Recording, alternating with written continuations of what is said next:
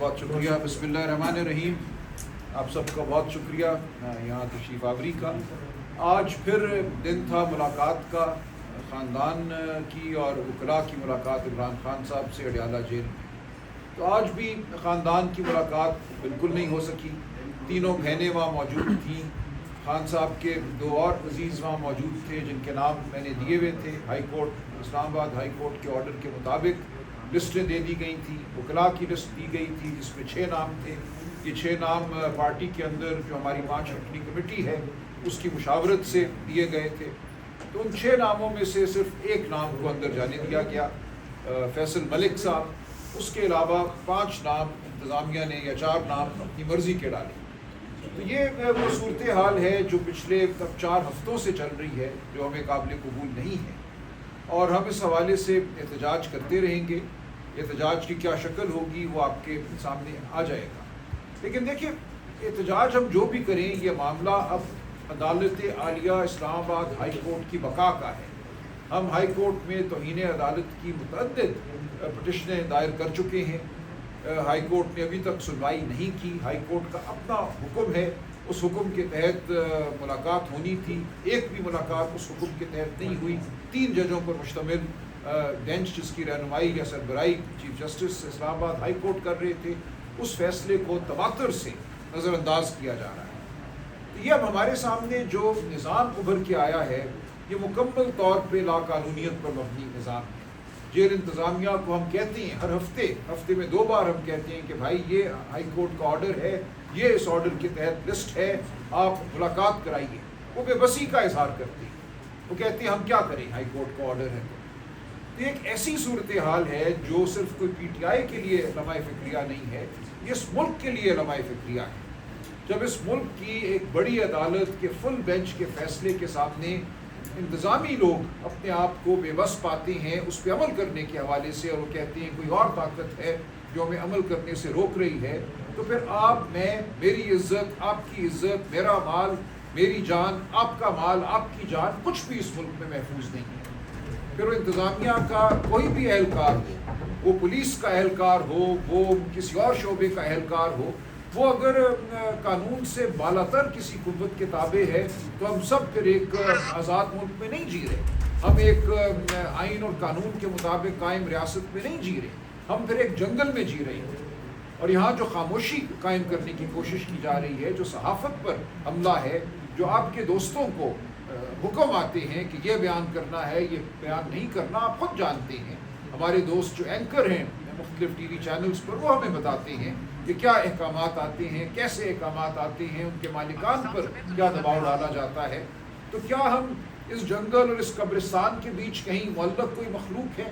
کیا ہم انسان ہیں، جیتے جاگتے آزاد، جن کی آواز ہے، لب ہیں، جو بولنا چاہتے ہیں، جو ذہن رکھتے ہیں؟ تو یہ سوال ہے جو ان واقعات نے کھڑا کیا ہے پوری قوم کے لیے. میں نے آج وہاں اڈیالہ سے کچھ فاصلے پہ جہاں میں روک لیا گیا، دستوں نے روکا. بیچارگی کے عالم میں وہ خود بیچارے تھے. میں نے کہا آپ لوگ یہ کیا کر رہے ہیں، کس طرح آپ روک سکتے ہیں سڑک پر یہ ناکے لگا کر؟ سر جھکا لیے پولیس والوں نے کہ ہم کیا کریں سر، ہمیں حکم ہے. کس کا حکم ہے؟ ان کی آوازیں گم تھیں، آنکھیں پتھرائی ہوئی تھیں کہ ہم کیا کریں. تو پورا نظام اس وقت پتھرایا ہوا ہے، پورا نظام اس وقت خاموش ہو چکا ہے. اس نظام کے اہلکار اپنے آپ سے شرمسار ہیں. تو آج عمران خان صاحب نے جو جیل میں بات کی، جو ہمارے بھیجے گئے وکیل صاحب فیصل ملک صاحب نے مجھے بتائی، وہ یہ ہے کہ اب اس نظام کو، اس شکست خوردہ نظام کو ضرورت ہے عوام کی تائید کی. اور عوام کی تائید پی ٹی آئی کے ذریعے ہی ممکن ہے. عوام کی تائید عمران خان کے ذریعے ہی ممکن ہے. یہ جیت ہماری ہے. دیکھیں، جو یہ ڈھونگ ہے، جو فریب کا نظام ہے، یہ نظام کامیاب نظام نہیں ہے. یہ کبھی بھی کامیاب نہیں ہوگا.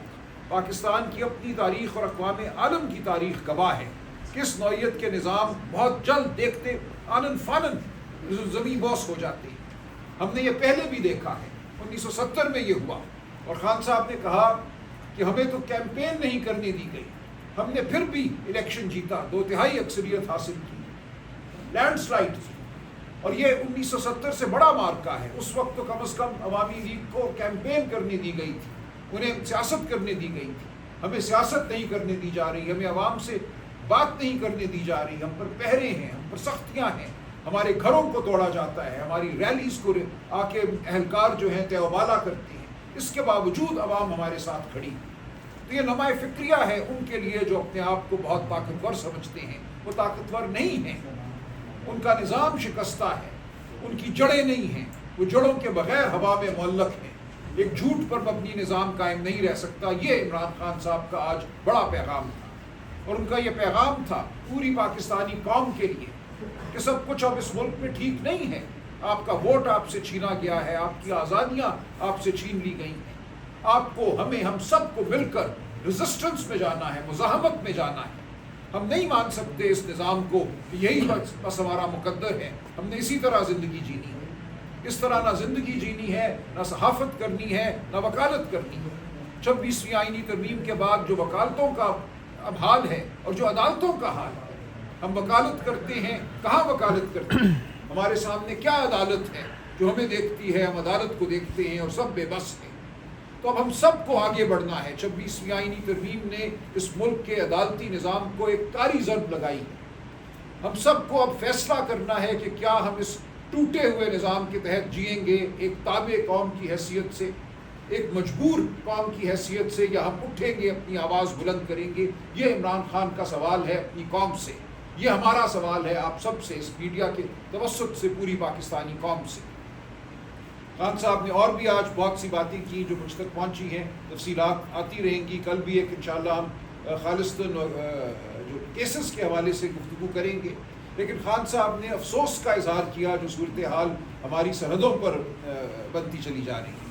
بلوچستان اپنی جگہ، افغانستان کے حوالے سے جو وفاقی حکومت کی پالیسی ہے وہ مکمل طور پہ ناکام ہو چکی ہے۔ ہم یہ دیکھ رہے ہیں کہ امریکہ اب براہ راست طالبان حکومت سے گفتگو کر رہا ہے۔ ہمارا جو رویہ تھا وہ رویہ غلط ثابت ہوا ہے۔ جس طرح ہم نے افغان مہاجرین کے ساتھ بدسلوکی کی، ان کو ٹرکوں پہ لاد کے بھیجا جو 40-50 سال سے یہاں رہ رہے تھے، بہت سے یہاں پیدا ہوئے، پلے بڑے، شادیاں کی، ان کو ہم نے جس طرح بھیجا، مہلت نہیں دی، ایک انسانی طریقہ بھی تھا بھیجنے کا۔ تو ہمیں افغانستان سے اپنے معاملات کو ٹھیک کرنا ہے۔ یہ وفاقی حکومت کی ناکامی ہے جس کا نتیجہ ہے کہ آج ہماری کوئی بھی سرحد محفوظ نہیں ہے، نہ مشرقی سرحد نہ مغربی سرحد۔ عمران خان صاحب نے اس حوالے سے بہت تشویش کا اظہار کیا۔ انہوں نے اس حوالے سے بھی تشویش کا اظہار کیا کہ ہم کہتے ہیں، ہمیں یہ کہا جاتا ہے کہ معیشت سنبھل گئی، کہ انفلیشن کم ہو گئی، افراط زر ختم ہو گئی۔ ایسا نہیں ہے، معیشت کا گلا گھونٹا گیا ہے۔ پچھلے جو 12 مہینے اور جو 24 مہینے گزرے ہیں، ان میں پاکستان کی تاریخ میں کم ترین انویسٹمنٹ ہوئی ہے۔ جو سرمایہ کاری کی جاتی ہے ایک معیشت میں، جس کے نتیجے میں نوکریاں پیدا ہوتی ہیں، ملیں لگتی ہیں، فیکٹریاں لگتی ہیں، وہ پاکستان کی کم ترین سطح پہ ہے، لوسٹ انویسٹمنٹ ان ڈیکیڈز۔ تو خان صاحب نے کہا اس طرح یہ ملک نہیں چل سکتا۔ آپ نوجوانوں کو ان کے لیے روزگار کے مواقع بند کر کے یہ کہیں کہ ہم نے چونکہ معیشت کا گلا گھونٹ دیا ہے، اب یہاں پہ نہ قیمتیں بڑھیں گی نہ نوکریاں قائم ہوں گی، یہ کوئی معیشت نہیں، یہ ایک ناکام معیشت ہے، یہ ایک انسان دشمن معیشت ہے۔ ہمیں اس معیشت کو بھی ٹھیک کرنا ہے، اور یہ تب ہی ہوگا جب عوام کی نمائندہ حکومتیں صوبائی سطح پہ بھی اور وفاقی سطح پہ بھی قائم ہوں۔ جو حالات بلوچستان کے ہیں وہ تبھی ٹھیک ہوں گے جب بلوچستان کے حقیقی نمائندوں کو اقتدار دیا جائے گا، جب ان کی بات سنی جائے گی، جب بلوچستان کے وسائل بلوچ شہریوں کے لیے استعمال ہوں گے، ان کو اس دولت میں ان کا جائز حصہ دیا جائے گا۔ جو مائنز اینڈ منرلز ایکٹ کی بات ہو رہی ہے، خان صاحب نے اس کے حوالے سے شدید تحفظات کا اظہار کیا۔ انہوں نے کہا یہ وقت نہیں ہے، یہ طریقہ نہیں ہے جس طریقے سے اس قانون کو قوم پر نافذ کیا جا رہا ہے، مسلط کیا جا رہا ہے۔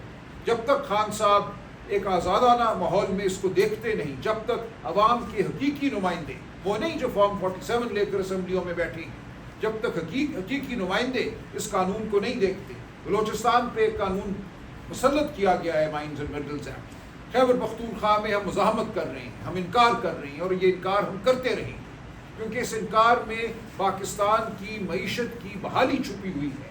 اس وقت جو منصوبہ ہے کہ پتھروں کو اٹھا کے ملک سے باہر بھیج دو، اس ملک میں نہ مل لگے نہ